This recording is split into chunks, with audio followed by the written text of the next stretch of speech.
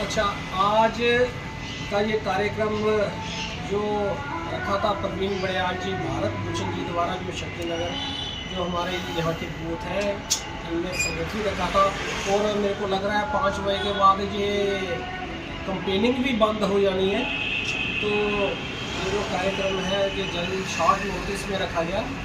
पर मैं सिर्फ इतना बात कहना चाहता हूँ कि साथियों, ये जो इलेक्शन का अभी दौर चल रहा है, ये किसी पार्टी से ना समझकर ये दो विचारधाराओं के बीच में ये वो इलेक्शन अभी चल रही है।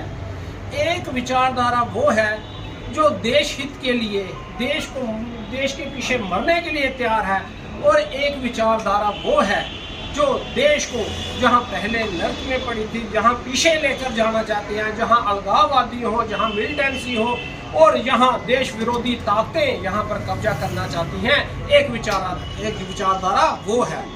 अब हमें तो ये चिन्हित करना है कि हमने किस विचारधारा के पीछे जाना है। अजय जी ने बहुत अच्छी तरह समझाया कि हम अगर नाली गलियों में, वैसे भी कोई ऐसी, मेरे को नहीं लगता कि कोई ऐसी नाली गली कोई मोहल्ले में, कोई नुक्कड़ में, अभी भी आप देखें पूरे जम्मू कश्मीर में घूमकर देखें, कोई ऐसी जगह ना हो जहां डेवलपमेंट का काम अभी भी ना चल रहा हो। लगातार चल रहे हैं।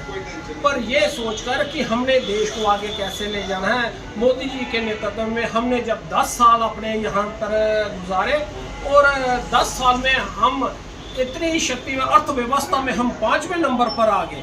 पर और 5 साल मिल जाए तो हम तीसरे नंबर पर आ जाएं। अगर उससे भी और 5 साल आए तो दुनिया में महाशक्ति हमारा हिंदुस्तान के बन जाएगा। इसलिए यहाँ पर ना सोचते हुए हमें जो वोट डालना है वो हमें देश हित के लिए डालना है।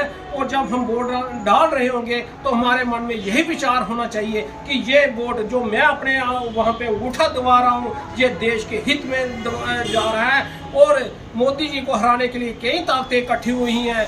ताकतों को, जो हमारी देश की जो देश विरोधी पार्टियां, उनकी तो बात छोड़े, मोदी जी को हराने के लिए पाकिस्तान और चाइना और भी कई देश पूरा जोर लगा रहे हैं कि भाजपा की सरकार हिंदुस्तान में ना आए। क्योंकि अगर भाजपा की सरकार हिंदुस्तान में आ जाए तो उनको भी पता है कि हिंदुस्तान को तक पहुंचना, हिंदुस्तान के बारे में बुरा सोचना, ये तो हमारी पहुंच से बहुत आगे निकल जाएगा।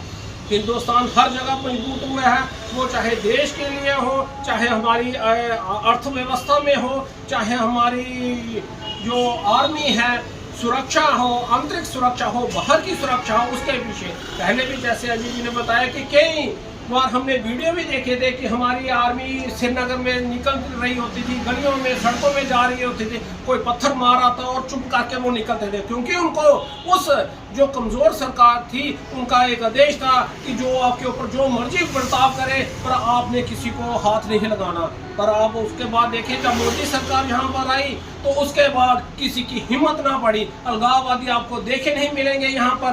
और जो भी हमारी आर्मी के जवान को जब किसी को हाथ लगाएगा तो वो जिंदा नहीं बच पाएगा। कहाँ के वो अलगाववादी जो कैलेंडर निकालते थे, जो हड़तालें निकालते थे, हड़तालों के बारे में बताते थे कि भैया इस तरीके से लेकर इस तरीके से श्रीनगर पूरा बंद रहेगा, और कोई भी बाहर नहीं निकलता था। अब देखें 15 अगस्त में रात के 12 बजे तक, 2 बजे तक वहाँ पे लाल चौक में यहाँ पर हम देखते हैं कि वहाँ पर इतने चहल पहल है, इतना टूरिस्ट आ रहा है। ये डेवलपमेंट है। हमने अपने देश को आगे लेकर जाना है। क्योंकि ये पार्लियामेंट की इलेक्शन है, ये कोई किसी एमएलए की, किसी कॉरपोरेशन की इलेक्शन नहीं है। ये देश के प्रति हमने जो वोट डालना है, ये देश के मोदी जी को मजबूत करने के लिए हमें वोट डालना है। और जैसे इन्होंने सबने अपने अपने विचार रखे कि हमें ये सोचना है कि हम सबसे पहले डाल कर आए, और अपने बूथ में, अपनी गली में, अपने पड़ोस में कोई एक व्यक्ति ऐसा ना रह पाए जो वो ना कर सके। इसलिए यही कहते हुए मैं सबका धन्यवाद करता हूँ। जिन्होंने ये कार्यक्रम रखा था उनका भी धन्यवाद करता हूँ। और मेरे तो यही इच्छा है और सबकी यही है कि हमने मोदी जी को मजबूत करना है, और देश को हमने आगे कैसे ले जाना है। विश्व गुरु की तरफ जो हमारा देश जा रहा है, उसके रास्ते में कोई रोड़ा ना आए, यही हमारा प्रयास रहेगा। भारत माता की जय।